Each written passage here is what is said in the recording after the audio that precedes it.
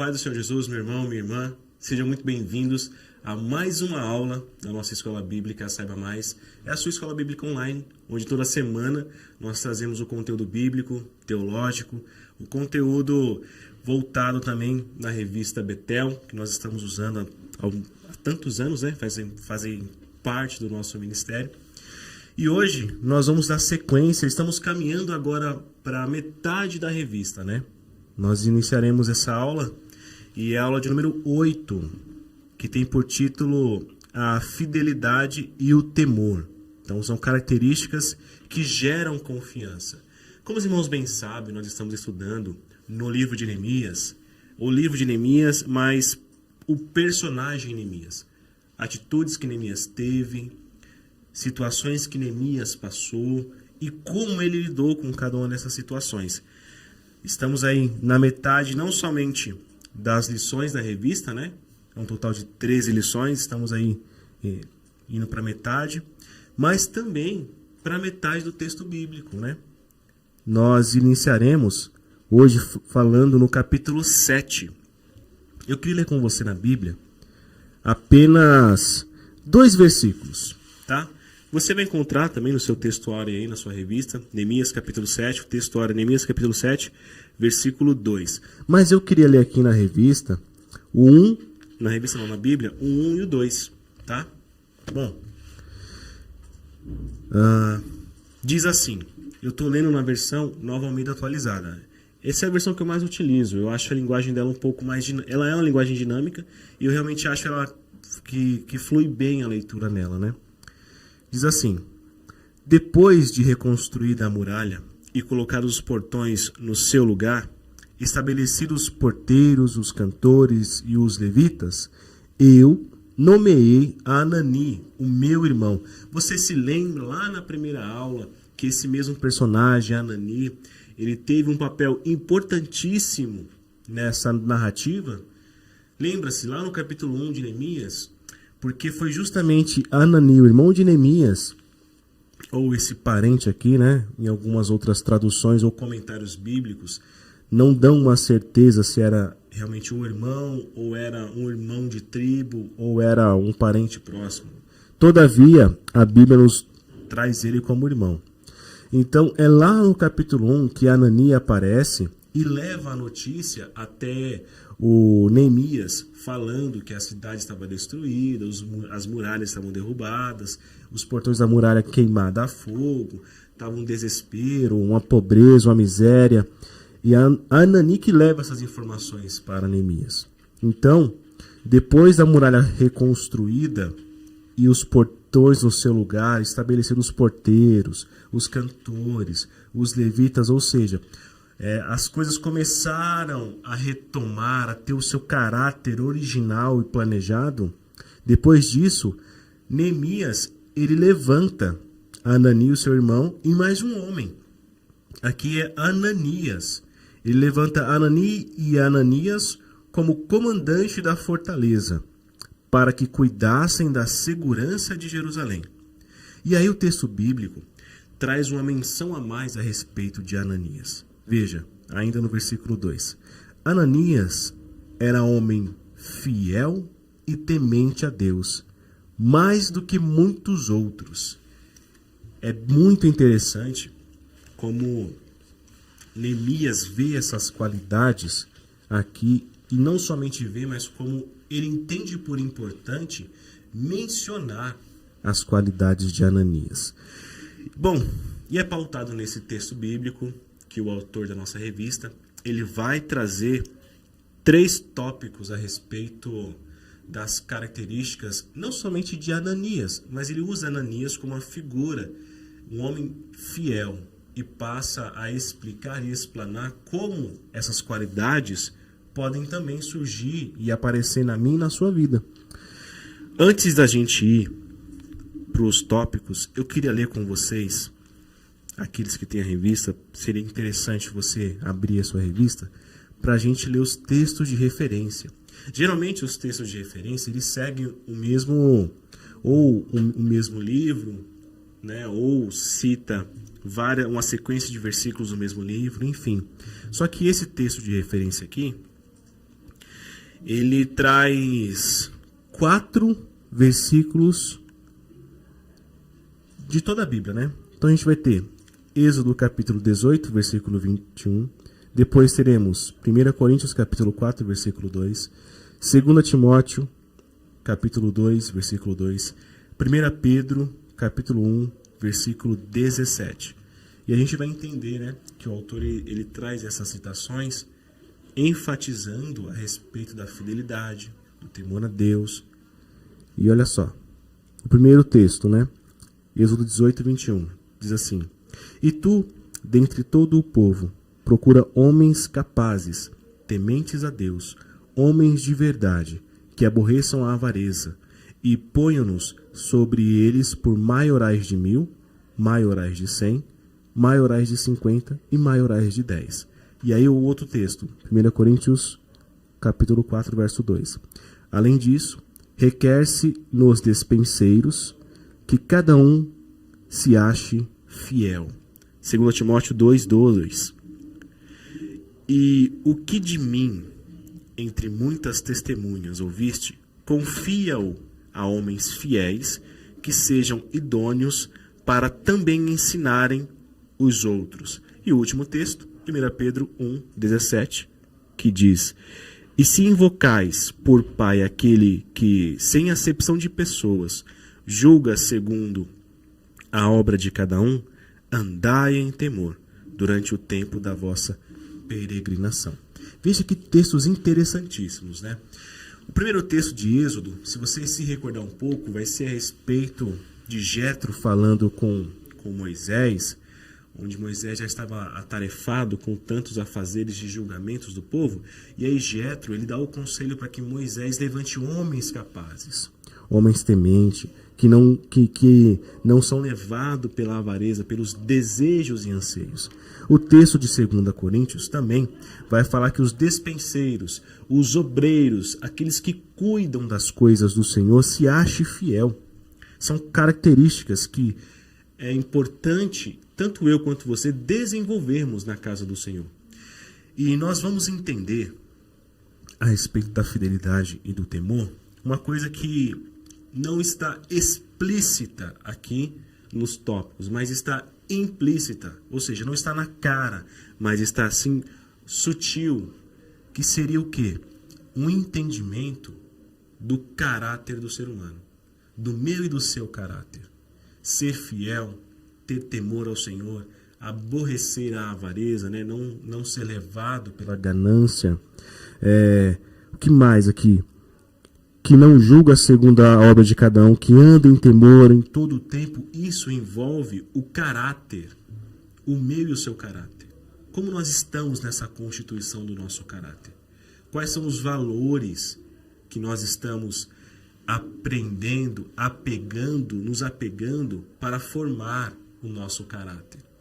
Veja que às vezes a gente acaba vivendo a nossa vida, a nossa peregrinação, sem momentos de reflexão, sem momentos de parar e avaliar aquilo que nós estamos consumindo, aquilo que está nos influenciando, e seja consciente ou inconscientemente, né? É interessante que nós paremos para fazer isso, para que trazemos à consciência essas coisas. Então, na introdução dessa lição, vai falar assim: nessa lição vamos estudar 2 pilares da vida cristã. Primeiro, a fidelidade, e segundo, o temor a Deus. Em dias de crescente iniquidade e amor que se esfria, somos chamados a viver enraizado nesses valores que guardam o coração, sustentam a esperança e orientam nossos passos para uma vida verdadeiramente feliz na presença do Senhor. Achei interessante essa introdução, porque ele traz que a orientação do nosso coração está de acordo com os valores, aquilo que é importante para nós. O próprio Cristo, ele já disse isso há muito tempo atrás, né? Aonde estiver o teu tesouro, ali também estará o teu coração. Então, a gente, quando fala sobre fidelidade, rapidamente vem à nossa mente questões financeiras, né? Ser fiel nas ofertas, ser fiel nos dízimos, ser fiel nisso, naquilo, mas a gente acaba nos escapando conceito de fidelidade à vida ordinária, ou seja, a vida cotidiana. Como é que eu posso ser fiel no dia a dia? Como é que eu expresso meu temor ao Senhor na fila do banco, no trânsito, levando meu filho e minha filha para a escola, falando com a minha esposa ou com o marido? É nesses momentos que realmente a nossa fidelidade e o nosso temor devem ser evidenciados.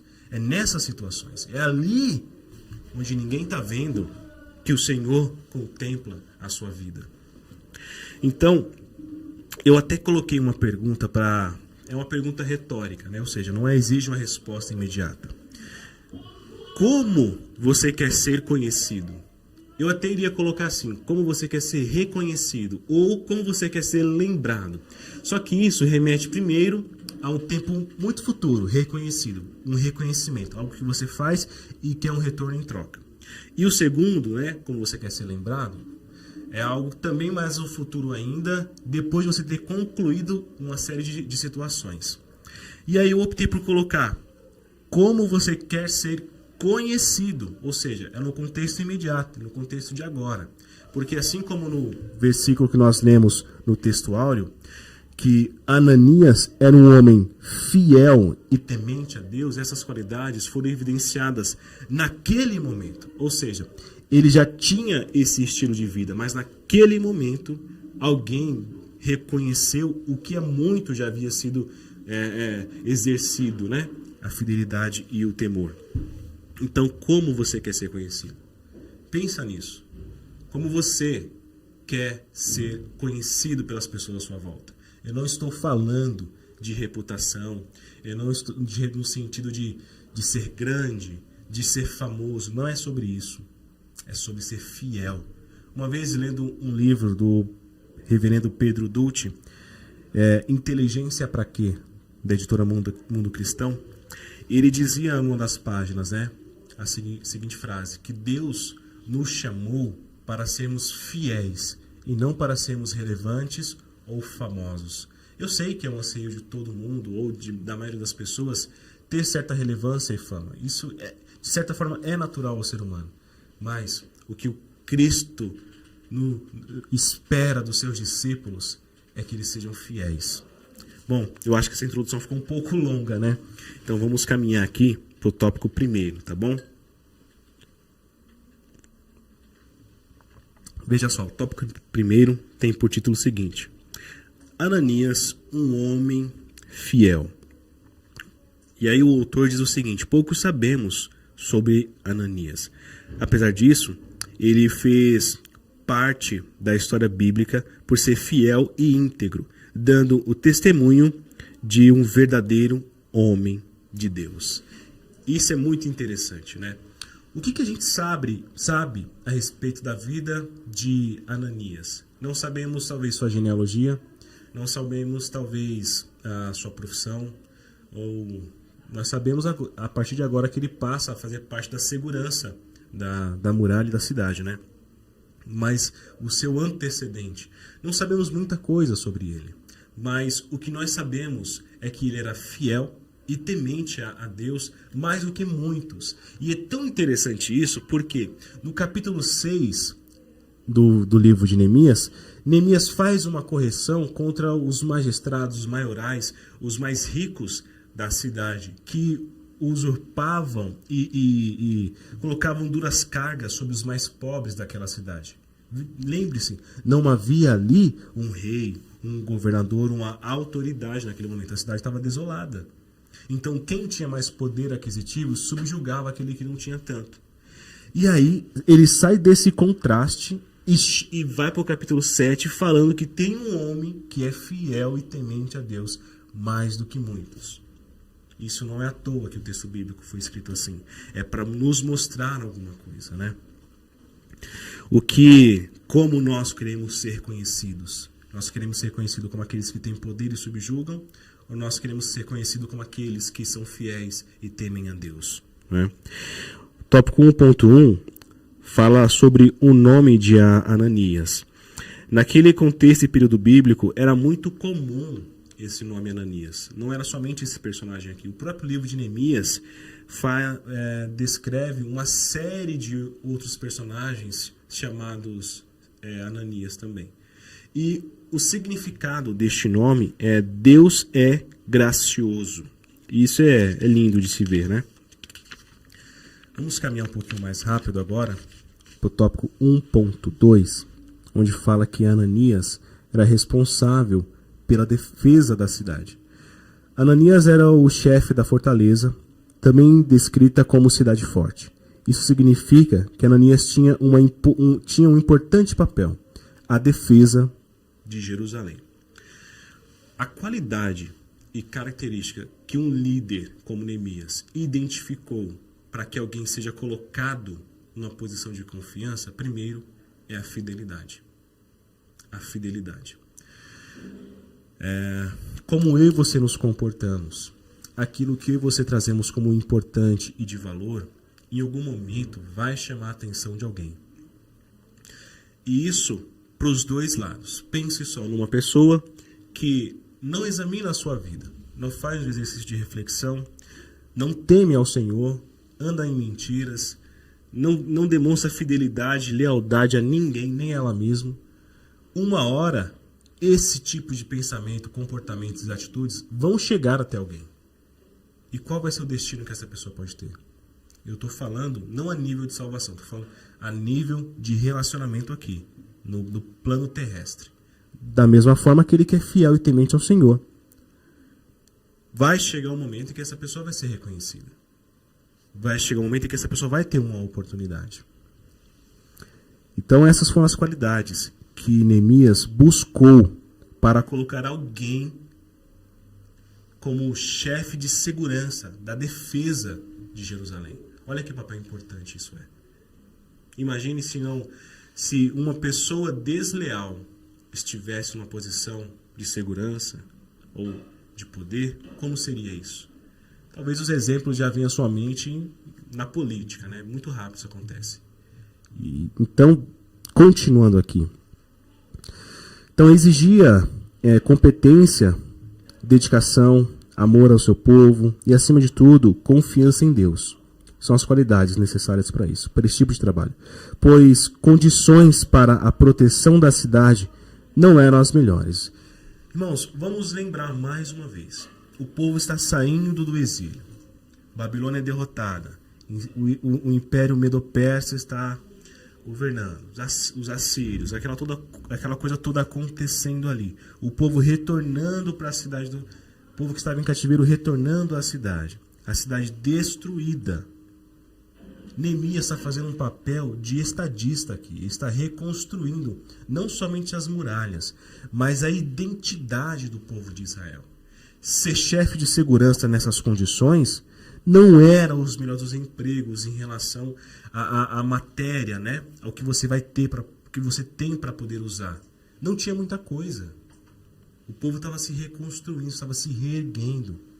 Então, por isso que era importante essas qualidades intrínsecas no caráter dessa pessoa que estaria nessa condição de liderança.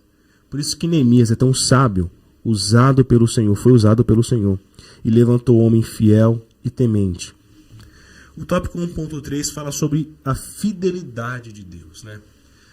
Por mais que eu e você, em algum momento, possamos ser infiéis, o Senhor, todavia, permanece fiel.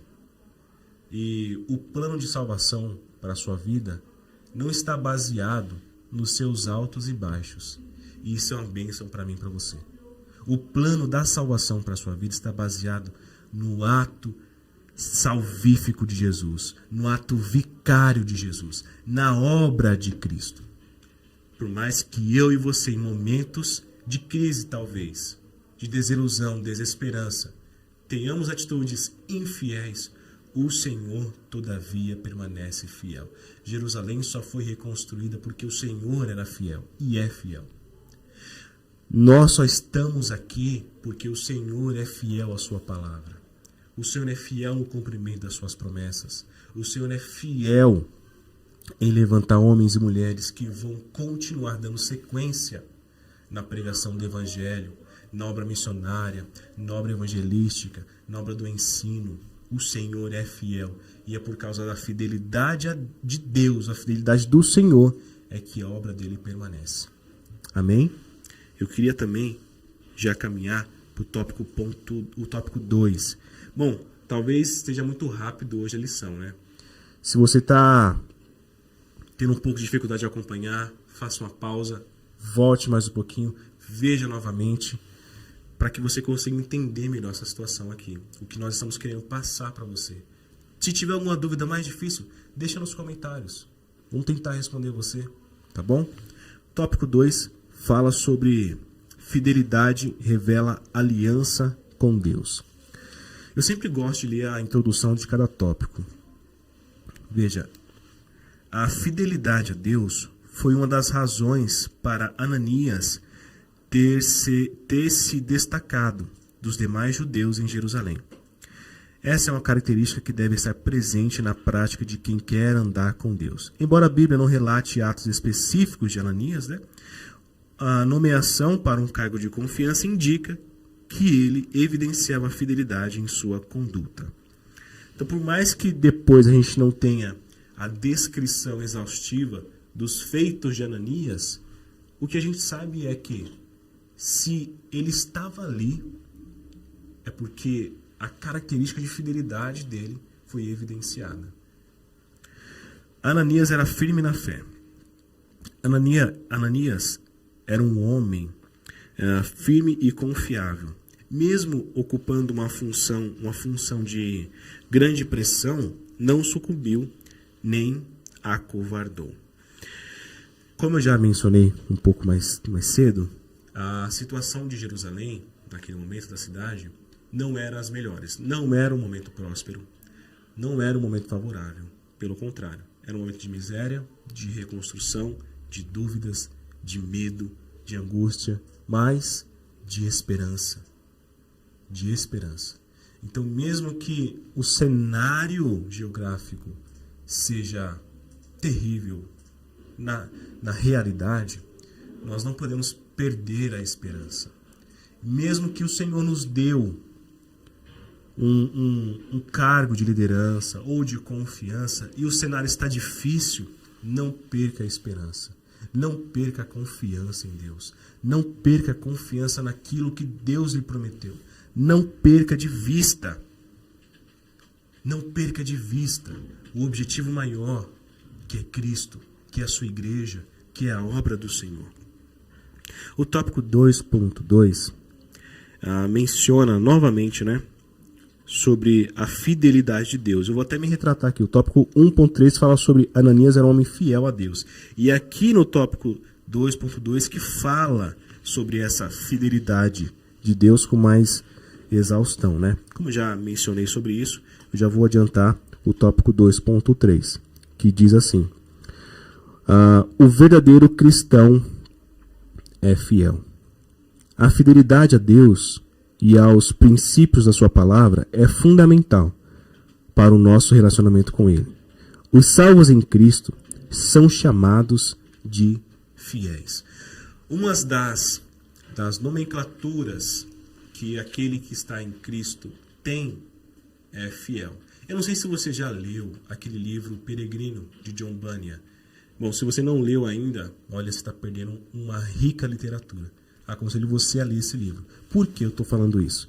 Dentre os personagens que aparecem na história, um deles é um homem chamado Fiel. E este homem, ele vira um companheiro do personagem principal, que é o cristão. Então, tem esses dois personagens ali em determinada hora da narrativa, o cristão e o fiel. E aí, eles começam a peregrinar, né, e vão até a Feira das Vaidades. E nessa Feira das Vaidades há um levante, há um movimento, um rebuliço contra essas duas pessoas, o cristão e o fiel. E naquele momento, eles pegam o fiel, aprisionam o fiel, e aí ele acaba sendo um mártir. Bom, eu te dei um spoiler aqui, mas para te dizer que o cristão, ele é uma pessoa fiel. Ainda que todos estejam indo na contramão e o cristão entende e sabe pela palavra de Deus a direção correta aí, ele permanece fiel nessa direção. Ainda que todos estejam vivendo nas vaidades, né? Conforme a história que eu mencionei aqui, ele permanece fiel aos seus valores, à palavra de Deus, ao amor por Jesus, ao amor por sua igreja. Então, ser fiel, muitas das vezes, vai requerer de você uma postura um pouco mais firme. Não bruta, nem truculenta. Um pouco mais firme em relação às suas convicções. Às vezes, sim, pela sua fidelidade a Deus, você vai acabar desagradando alguém. E eu queria tentar te dizer, para você manter um pouco da sua consciência limpa em relação a isso. O apóstolo Pedro disse em meio à multidão: que importa sermos fiéis a Deus ou a vocês? A importância é ser fiel a Deus. Então permaneça fiel à palavra do Senhor. Permaneça fiel àquilo que o Senhor revelou na sua palavra. Aquilo que o Senhor está direcionando à sua igreja. Pois mesmo em meio à loucura deste mundo, existe uma sabedoria que é contrária a essa correria do mundo. É a sabedoria em Deus, a fidelidade ao Senhor. Amém?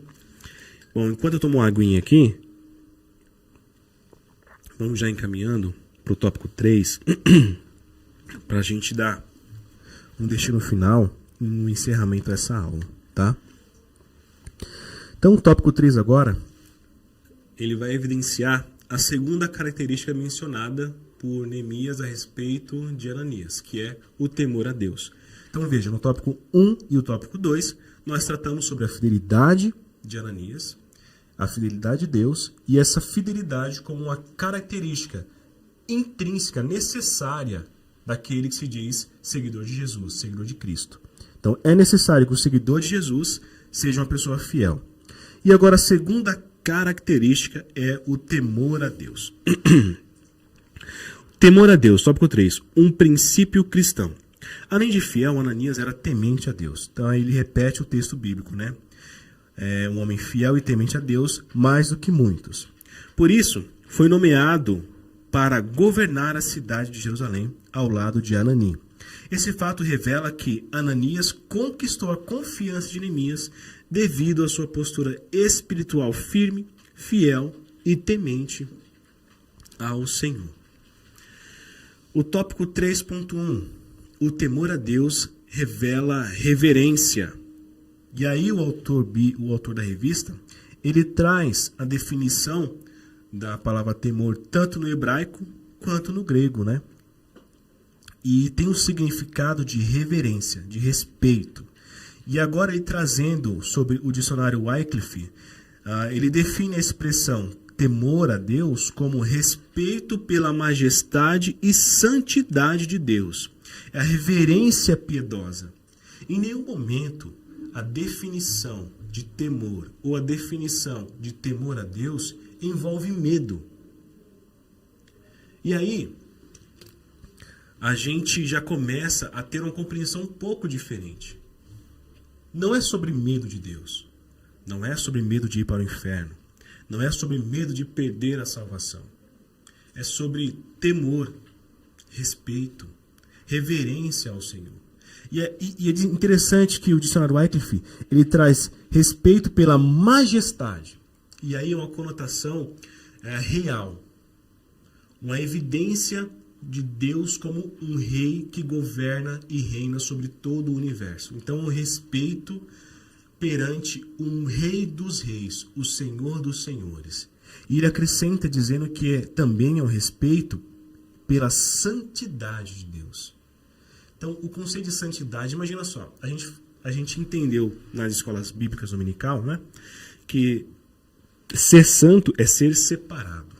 Agora, quando você pensa nisso como um atributo divino, pensa só, santidade é um atributo comunicável de Deus, ou seja, Deus entendeu que seria interessante compartilhar com o ser humano uma medida, uma porção, uma proporção de santidade para o ser humano agora como nova criatura em Cristo. Mas esse atributo faz parte de quem Deus é. Ou seja, Deus é santo. Deus é um ser separado. Mas não é um ser separado do homem, mas do pecado. E a gente lê nos profetas que o que faz divisão entre nós, Deus, são os nossos pecados. Ou seja, o respeito pela santidade de Deus é quando eu entendo que os meus pecados não arrependidos, não confessados, mostram-me que eu não tenho um temor ao Senhor. Isso é muito sério. Isso é muito sério. Ter temor pela santidade de Deus é entender que os meus pecados fazem essa divisão. E de alguma maneira eu não respeito, eu não tenho reverência pelo Deus Santo que me ama. Então qual é a minha intenção agora? Confessar e arrepender dos meus pecados. Buscar a reconciliação e a santificação no Senhor. E assim cumprir com essa honra e esse privilégio que é amar e temer ao Senhor. Eu não sei se ficou muito confuso. Às vezes eu falo umas coisas meio difíceis de entender. Se ficou difícil aí, me manda nos comentários aí pra gente tentar explicar de uma outra maneira, tá? Agora o tópico 3.2. O temor a Deus revela a sabedoria. E aqui nós temos alguns textos bíblicos. Veja, ó. Em Jó 28 diz o quê? O temor a Deus é a sabedoria. Em Provérbios 1:17 nós temos o temor a Deus é o princípio do conhecimento. E aí no Salmo 111, versículo 10, nós temos o seguinte: o temor a Deus é o princípio da sabedoria. Esses textos evidenciam que aquele que teme ao Senhor, não aquele que tem medo, mas aquele que teme ao Senhor, que ama ao Senhor, que tem uma vida piedosa diante de Deus, é uma pessoa sábia. E eu tenho certeza absoluta que se você pensar assim, poxa, se eu pensar numa pessoa piedosa, vai ter aquela irmãzinha do coque que vai para as orações, que faz as visitas, que tem aquela paciência em lidar e conversar com você e as outras pessoas, mas essa irmãzinha mal frequentou a escola. Mas a sabedoria que essa mulher tem, você não encontra em nenhum curso EAD, nenhum curso presencial. Por quê?